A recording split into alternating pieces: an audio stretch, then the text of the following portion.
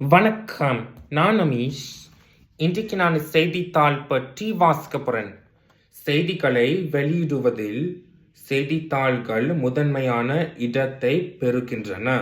பாரிடை துயில்வோர் கண்ணீர் பாய்ந்திடும் எழுச்சி நீதான் என்று கவிஞர் கனகசுப்புரத்தினம் செய்தித்தாள் பற்றி கூறுகின்றார். மக்களிடையே எழுச்சியையும் அறிவொளியையும் ஏற்படுத்துவது செய்தித்தாள். இத்தகைய செய்தித்தாளின் தலைப்பு எப்பொழுதும் மக்களை ஈர்க்கும் வகையில் அமைதல் வேண்டும். செய்தித்தாளில் இடம்பெறும் செய்திகள் உண்மை தன்மை வாய்ந்தனவாக இருத்தல் வேண்டும். வாசிக்கும் உள்ளங்களில் ஆர்வத்தை அமைத்தல் வேண்டும். நன்றி, வணக்கம்.